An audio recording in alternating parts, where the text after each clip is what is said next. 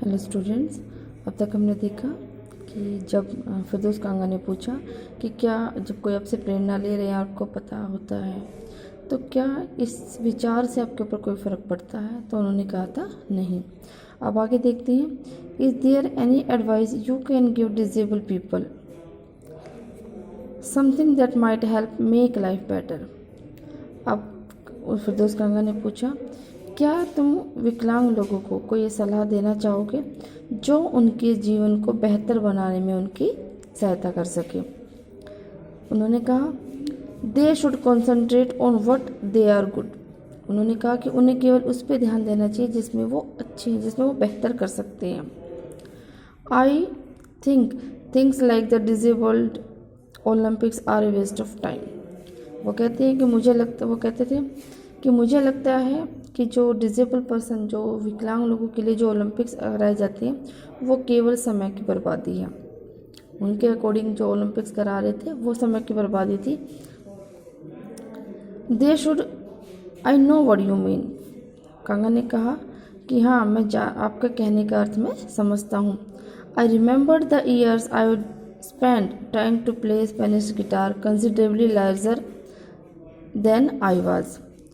अब उन्होंने कहा कि मुझे अच्छे से अपने वो वर्ष जो थे, अपने सालों को याद किया जब मैंने कई साल एक स्पेनिश गिटार को सीखने में बिता दिए थे। वो गिटार जो मुझसे भी बड़ा था। And how gleefully I had unstring it one night. और फिर कितनी खुशी खुशी मैंने उसको एक दिन अनस्ट्रिंग मतलब ख़राब भी कर दिया था, ढीला भी कर दिया था, मतलब बजाने लायक वो फिर नहीं रहा था, तोड़ भी दिया था एक तरह से। The half hour was up. आधा घंटा हो चुका था, समाप्त हो गया था। I think I have अनोयड you enough, I said grinning. अब मैंने मुस्कुराते हुए कहा कि जब आधा घंटा हो गया तो मैंने कहा कि मुझे लगता है कि मैंने आपको कुछ ज़्यादा ही परेशान कर दिया है। थैंक यू फॉर, आपका धन्यवाद। वो पूरी जो लाइन थी वो पूरा अपना वाक्य बोल नहीं पाई, उससे पहले ही उन्होंने कहा स्टे, रुको। मैंने कहा आई वेटेड, मैंने वेट किया, मैंने इंतज़ार किया उनके बोलने का। उन्होंने कहा हैव सम टी, कुछ चाय लेते हैं। I can show you the garden, मैं तुम्हें अपना बगीचा दिखा सकता हूँ। मीन्स वो और अधिक बात उनके साथ करना चाहते थे। स्टीफन हॉकिंग उनके साथ और समय व्यतीत करना चाहते थे।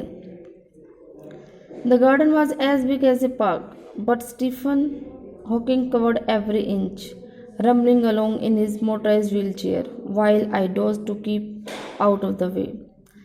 बगीचे जो था वो पार्क जितना बड़ा था, लेकिन स्टीफन हॉकिंग ने उसका हर कोना, इंच होता है ना, 1 इंच मतलब छोड़ा नहीं, हर कोने को अपनी जो मोटराइज जो व्हील चेयर थी उस पर चलते हुए पूरा पार्क को कवर किया, जबकि मैं रास्ते से हट गया था कि उनको घूमने दो, और वो पीछे पीछे था, तो थोड़ा साइड से देखते रहे उनको।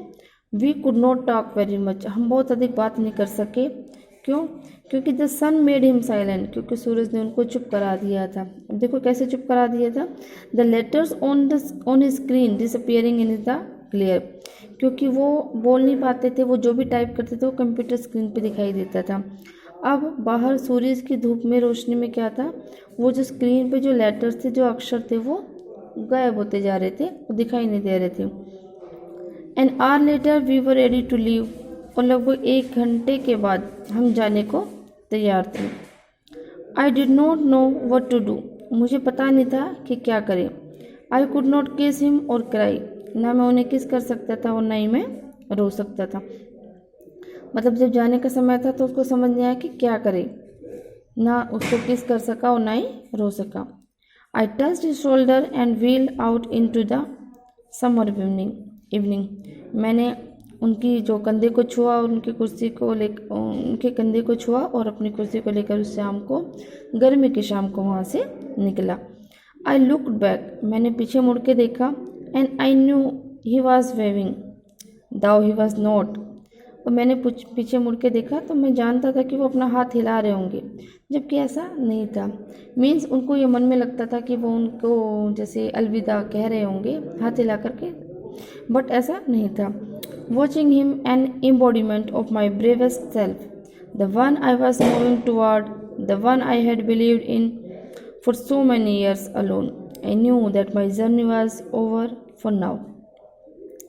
उन्हें देखना जो मेरी बहादुरी का जो होते हैं ना मूर्त शक्ति, जिसकी वजह से मैं आगे बढ़ रहा था और जिस पर मैंने अब तक विश्वास किया था, और अब मैं जानता था कि मेरी जो यात्रा थी वो समाप्त हो चुकी थी फॉर नाउ, अब के लिए, यानी कि अब तक के लिए उसकी यात्रा समाप्त हो चुकी थी। जिस चीज़ का उन्होंने इंतज़ार किया था कि इतने वो कभी स्टीफन हॉकिंग से जाकर मिले, अपना समय उनके साथ व्यतीत करें, आज उन्होंने वो सब किया था और उन्होंने अपना समय व्यतीत, तो वो उनको लगता है कि उनको देख करके कि अब उनकी जो यात्रा थी वो समाप्त हो चुकी थी। ठीक है, तो बेटा हमारा चैप्टर ये कंप्लीट हो गया है। तो हर जो चैप्टर होता है, कोई कहानी होती है किसी से, हम उनसे प्रेरणा ले सकते हैं, और स्टीफन हॉकिंग भी एक ऐसे इंसान से जिनसे आप चाहे तो आप प्रेरणा ले सकते हैं कि वो जब डिसेबल होने के बावजूद इतना कुछ कर सकते हैं, तो भगवान ने आपको सब कुछ दिया, तो आपको अपना जो टाइम है और अपना जो ध्यान है वो उन चीज़ों पे लगाना चाहिए। ठीक है, तो इसको आप बेटा पूरा पढ़ लें।